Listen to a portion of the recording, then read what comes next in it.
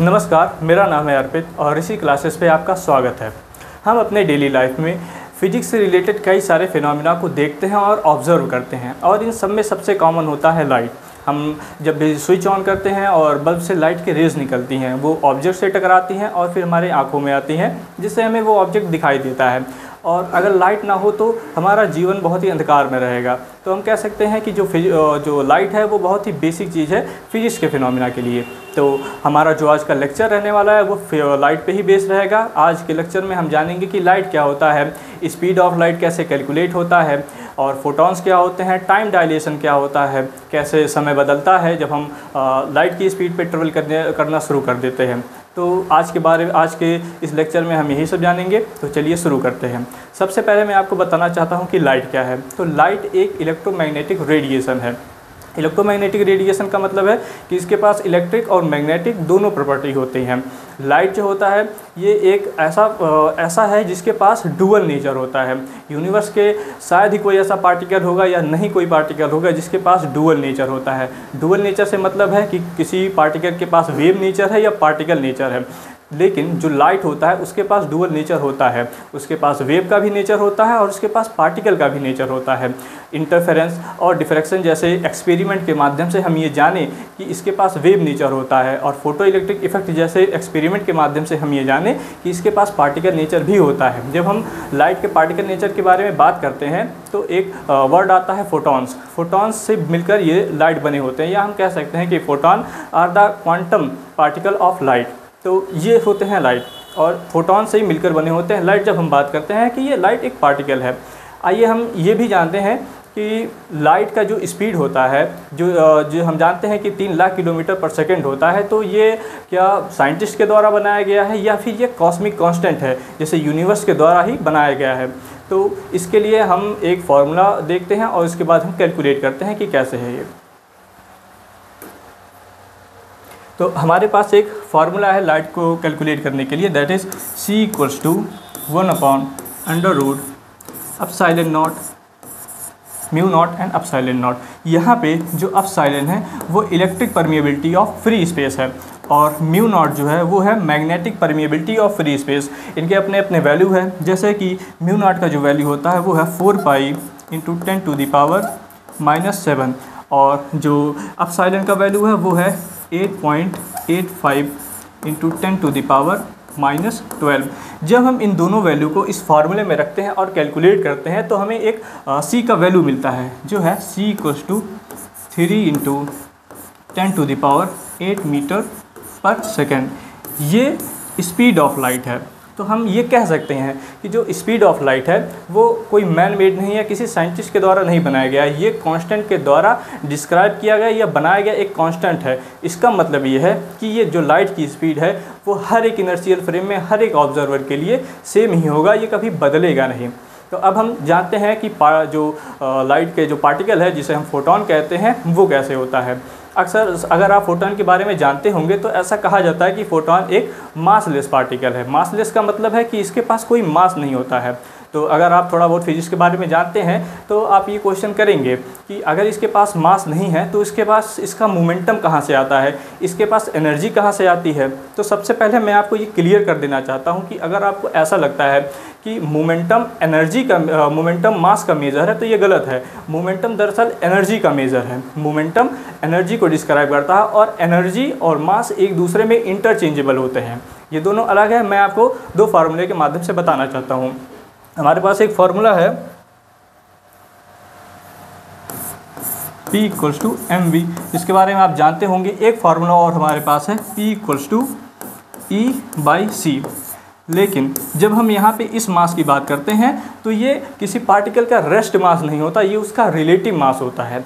Relative mass क्या है कि आप इसको एक एग्जांपल के माध्यम से समझ सकते हैं कि अगर मान लीजिए मेरे पास एक ये पेन है और मुझे इसको डेस्क पे थोड़ा सा आगे खिसकाना है, तो मैं एक लिमिटेड अमाउंट ऑफ एनर्जी से इसको खिसका सकता हूँ। लेकिन उस सेम अमाउंट ऑफ एनर्जी से क्या मैं एक ट्रक को खिसका सकता हूँ? तो ऑब्वियस बात है ये नहीं खिसका सकता। इसी तरह फ्री स्पेस में जब कोई पार्टिकल ट्रेवल कर रहा हो, मान लीजिए कि लाइट की जो स्पीड है वो 3 लाख किलोमीटर पर सेकंड है, तो कोई पार्टिकल 50,000 मीटर पर सेकंड की स्पीड से ट्रेवल कर रहा है और मुझे उसकी स्पीड को 1 लाख किलोमीटर पर सेकंड की स्पीड तक ले जाना है, तो मुझे क्या करना पड़ेगा, मुझे उसकी स्पीड को बढ़ाने के लिए बहुत ज़्यादा अमाउंट में एनर्जी देना पड़ेगा।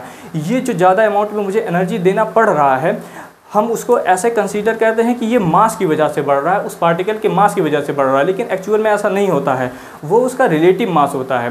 रिलेटिव मास डेली लाइफ में बहुत ही कन्फ्यूजन वाला वर्ड होता है, इसलिए साइंटिस्ट भी इसको यूज नहीं करते हैं, तो हम इसे रिलेटिव मास कहते हैं। लेकिन रिलेटिव मास और रेस्ट मास अलग होता है। रेस्ट मास उस पार्टिकल या कोई भी जो ऑब्जेक्ट है उसका रियल मास है, लेकिन जो रिलेटिव मास है वो परसीव्ड मास है, जिसको हम परसीव करते हैं, हमें लगता है कि ये मास है, लेकिन वो एक्चुअल में मास नहीं होता, वो होता है एनर्जी।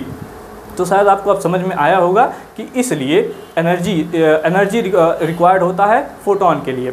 अब आप ये क्वेश्चन पूछ सकते हैं कि अगर फोटोन के पास मास नहीं है तो उसके पास एनर्जी कहाँ से आया, क्योंकि अगर इसकी वैल्यू 0 है तो उसके पास एनर्जी कहाँ से, क्योंकि पी की वैल्यू तब 0 हो जाएगी, उसका स्पीड भी उसका 0 हो जाएगा, तो उसके पास इसकी एनर्जी आती कहाँ है। तो जैसे मैंने आपको पहले भी बताया कि मोमेंटम मास पे डिपेंड नहीं होता, मोमेंटम मास का मेज़र नहीं है, मोमेंटम एनर्जी का मेज़र है। जब भी हम बात करते हैं मोमेंटम की, तो वो एनर्जी से रिलेट करके करते हैं, ना कि मास से। मास तो उसका रेस्ट मास हमेशा 0 होता है। अब आप कह सकते हैं कि कैसे फोटोन का रेस्ट मास 0 है। रेस्ट मास उसका इसलिए 0 है क्योंकि वो जिस स्पीड पे ट्रेवल करता है, जैसे फोटोन 3 लाख किलोमीटर पर सेकंड की स्पीड पे ट्रेवल करता है, उसको इस स्पीड पे ट्रेवल करने के लिए किसी भी एनर्जी की ज़रूरत नहीं होती है। जैसे कि मैं हूँ तो मेरा एक पर्टिकुलर मास है, तो जैसे जैसे मैं अपनी स्पीड को बढ़ाऊँगा मेरा मास बढ़ेगा, इसके वजह से मुझे बहुत ज़्यादा एनर्जी देना पड़ेगा और स्पीड को बढ़ाने के लिए। लेकिन फोटोन के केस में ऐसा नहीं होता है। फोटोन का ये नेचुरल स्पीड है। फोटोन कोई भी ऐसा पार्टिकल जिसके पास मास नहीं है वो 3 लाख किलोमीटर पर सेकंड की स्पीड पे ही गति करता है, उससे कम नहीं करेगा। आप शायद यूट्यूब पे या फिर और कई सारे साइंटिस्ट के एक्सपेरिमेंट में आपने ये देखा होगा कि वहाँ पे ये कहते हैं कि उन्होंने किसी पर्टिकुलर पार्टिकल को या कोई सब एटॉमिक पार्टिकल को लाइट की स्पीड से ज़्यादा तेज़ की स्पीड पे मोशन करा दिया, उसको गति करा दी, लेकिन ये फॉल्स होता है। वैक्यूम में जो लाइट की स्पीड है उससे तेज़ कुछ भी नहीं जा सकता, 3 लाख किलोमीटर पर सेकंड की स्पीड से कुछ भी नहीं जा सकता। लेकिन अगर हम मीडियम को चेंज कर देते हैं, लेट से हम वाटर ले लेते हैं, तो वाटर के अंदर जो लाइट का स्पीड है वो 2 लाख किलोमीटर पर सेकंड है, और हम मानते हैं कि एक हम इलेक्ट्रॉन ले लेते हैं और इलेक्ट्रॉन को 2 लाख किलोमीटर पर सेकंड की स्पीड से ज़्यादा गति करा देते हैं, तो ऐसा कहा जाता है कि हमने लाइट की स्पीड के बैरियर को क्रॉस कर दिया। लेकिन ये गलत है, आपने वाटर के अंदर इसके स्पीड के बैरियर को क्रॉस किया है, वैक्यूम में नहीं। वैक्यूम में हमेशा लाइट ही सबसे तेज़ चलेगा, उससे तेज़ कुछ भी नहीं चल सकता है। तो आई होप कि आपको ये चीज़ समझ में आया होगा। अब हम पढ़ेंगे टाइम डायलेशन के बारे में कि टाइम डायलेशन क्या होता है। तो उसको मैं बहुत ज़्यादा ब्रीफ में नहीं बता पाऊँगा, ये एक बहुत ही वास्ट टॉपिक है, इसको मैं किसी नेक्स्ट वीडियो में बताऊँगा। लेकिन इसके लिए मैं आपको एक फार्मूला और थोड़ा इसके बारे में बेसिक बताता हूँ। हमारे लिए टाइम डायलेशन के लिए हमारे पास एक फार्मूला है जो है T' = T/√1 - v²/c²। इसका मतलब ये है, टाइम डायलेशन का मतलब क्या होता है कि जब आप लाइट की स्पीड पे अप्रोच करते हैं, यानी कि आप लाइट की स्पीड के लगभग पहुंचना चाहते हैं या पहुंच जाते हैं, तो आपके लिए समय धीमा हो जाता है। जैसे हमारे रेगुलर लाइफ में जो समय चलता है उससे आपका समय धीमा हो जाता है। इसका मतलब ये है कि अगर आपका कोई ट्विन ब्रदर है और आप उसको पृथ्वी पर छोड़ के जाते हैं और आप लाइट की स्पीड से स्पेस में ट्रेवल करके 1 साल बाद आते हैं, तो आपका उम्र 1 साल ही बढ़ा होगा। लेकिन जो आपका ट्विन ब्रदर जो कि पृथ्वी पे था, हो सकता है कि वो बूढ़ा हो गया हो या हो सकता है कि अब उसकी डेथ हो गई हो। तो टाइम इस तरह से काम करता है जब हम लाइट की स्पीड पे ट्रेवल करना शुरू कर देते हैं। आप कह सकते हैं कि इससे टाइम ट्रेवल पॉसिबल है, लेकिन ऐसा नहीं है, वो अलग कॉन्सेप्ट है और ये अलग कॉन्सेप्ट है। तो टाइम डायलेशन का मतलब शायद आपको समझ में आया होगा। अब हम ये बात करेंगे कि हम क्यों नहीं लाइट की स्पीड पे ट्रेवल कर सकते हैं, या कोई भी ऑब्जेक्ट साइंटिस्ट के द्वारा बनाया गया कोई इंजन या कोई रॉकेट क्यों नहीं उस स्पीड पे ट्रेवल कर सकता। तो इसके लिए मैं आपको बताऊं, जैसे जैसे हम किसी ऑब्जेक्ट का स्पीड बढ़ाते हैं, लाइट की स्पीड के लगभग बढ़ाते हैं, उसी हिसाब से उसका मास बढ़ने लगता है। इनफाइनाइट स्पीड करेंगे तो उसका मास भी इनफाइनाइटली बढ़ जाएगा, और उस इनफाइनाइट स्पीड पर, उस इनफाइनाइट मास को और ज़्यादा फर्दर बढ़ाने के लिए इनफाइनाइट अमाउंट में एनर्जी देनी पड़ेगी, जो कि इम्पॉसिबल है। हम कभी भी इनफाइनाइट अमाउंट में एनर्जी को प्रोड्यूस नहीं कर सकते। अभी के टेक्नोलॉजी से तो बिल्कुल नहीं कर सकते, हो सकता है फ्यूचर में ऐसा कभी हो, लेकिन अभी के टेक्नोलॉजी से हम नहीं कर सकते। जो आइंस्टीन का हमारे पास एक फार्मूला दिया गया था E=mc², वो इसी पे बेस्ड है।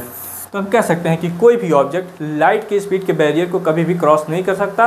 किसी अदर मीडियम में ये क्रॉस कर सकता है, लेकिन इसमें नहीं। तो आज आपको लाइट समझ में आया, स्पीड ऑफ लाइट समझ में आया, स्पीड ऑफ लाइट कैसे कैलकुलेट करते हैं आपको ये भी समझ में आया, आपको टाइम डायलेशन के बारे में भी समझ में आया। तो आई होप कि आपको ये वीडियो पसंद आया होगा। अगर आपको कोई डाउट है तो आप कमेंट कर सकते हैं, मैं उसका जवाब दूंगा।